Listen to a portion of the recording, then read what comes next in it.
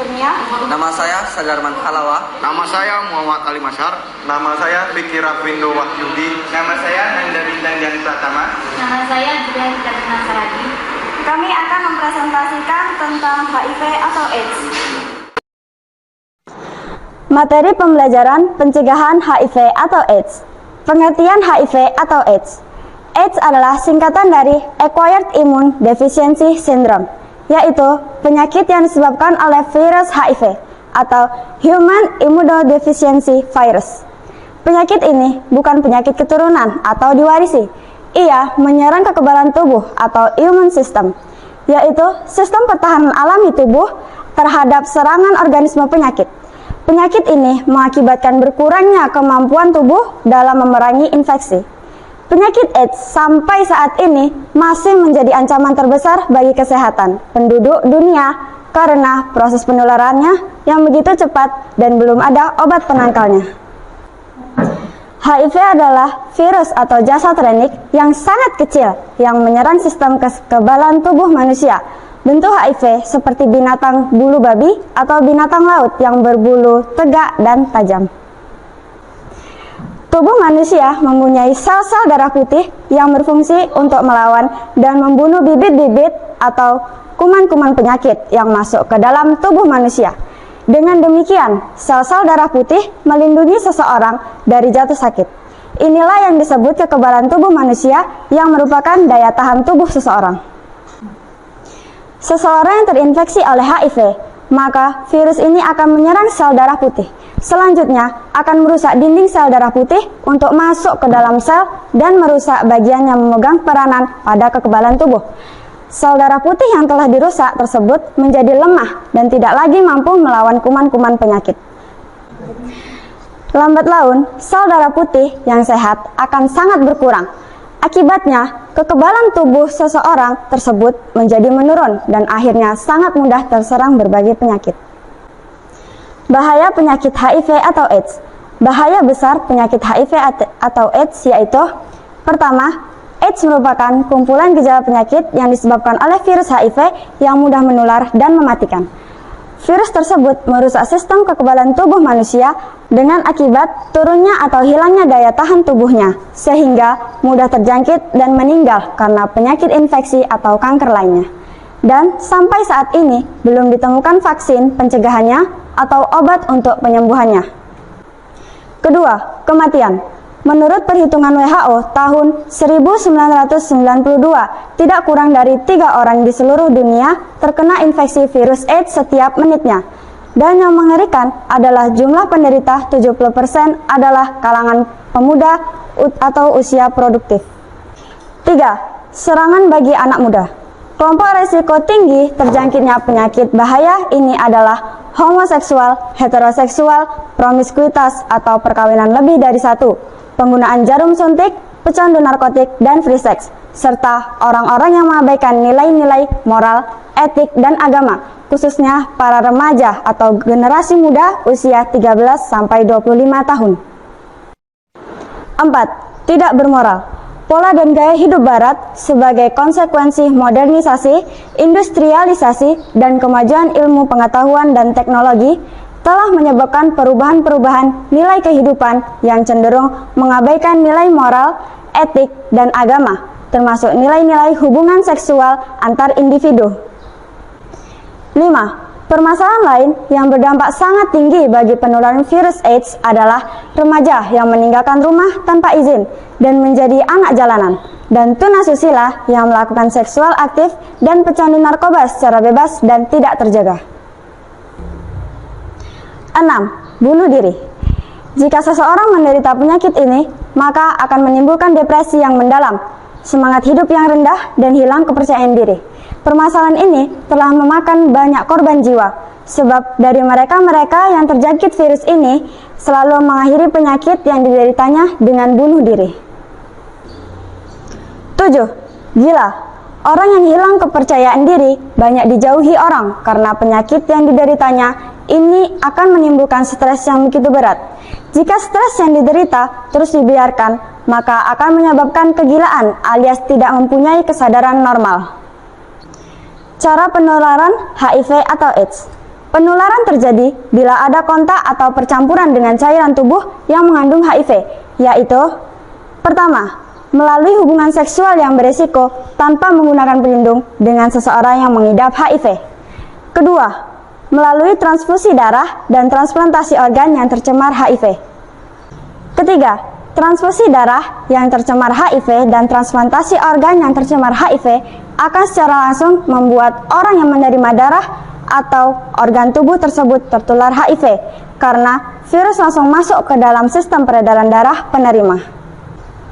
Keempat, melalui alat suntik atau alat tusuk lainnya yang dapat menembus kulit seperti akupuntur, tindik, tato yang tercemar oleh HIV.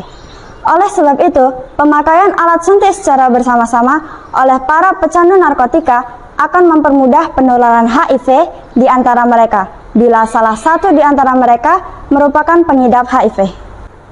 Kelima, penularan HIV dari perempuan pengidap HIV bisa terjadi melalui beberapa proses, yaitu saat menjalani kehamilan, saat proses melahirkan, dan melalui pemberian ASI.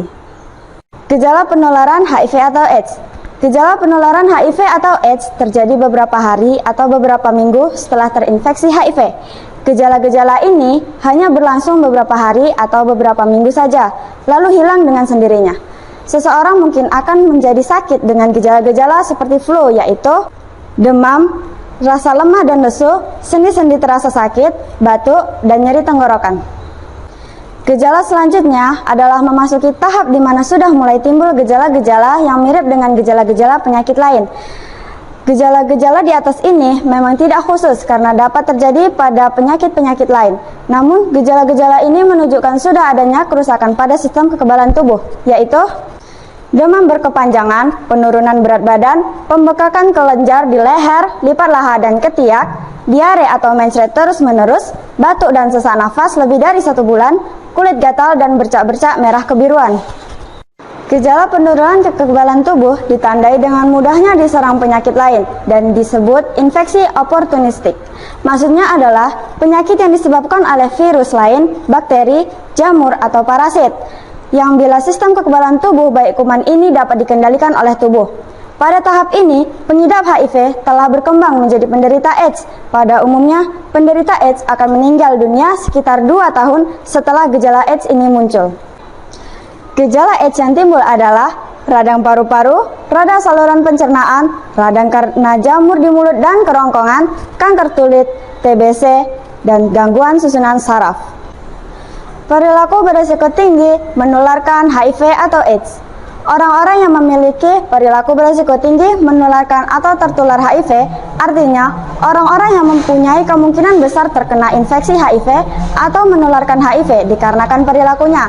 Mereka yang memiliki perilaku berisiko tinggi itu adalah: pertama, wanita dan laki-laki yang berganti-ganti pasangan dalam melakukan hubungan seksual. Kedua, wanita dan pria tunasusila serta pelanggan mereka. Ketiga, orang-orang yang melakukan hubungan seksual yang tidak wajar, seperti hubungan seks melalui dubur atau anal dan mulut, misalnya pada homoseksual dan biseksual.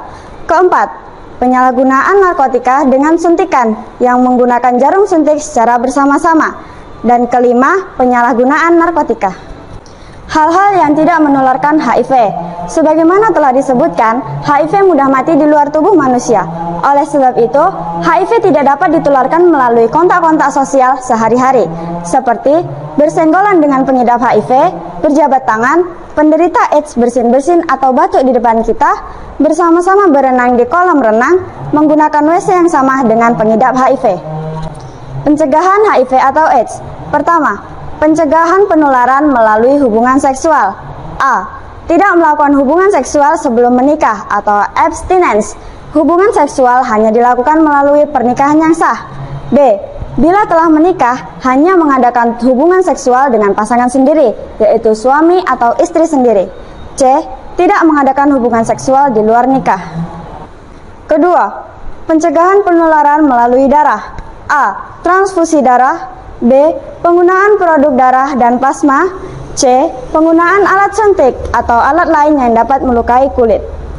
Ketiga, pencegahan penularan dari ibu kepada anak.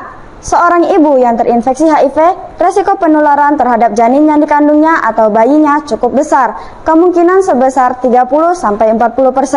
Resiko itu akan semakin besar bila si ibu telah terkena atau menunjukkan gejala AIDS.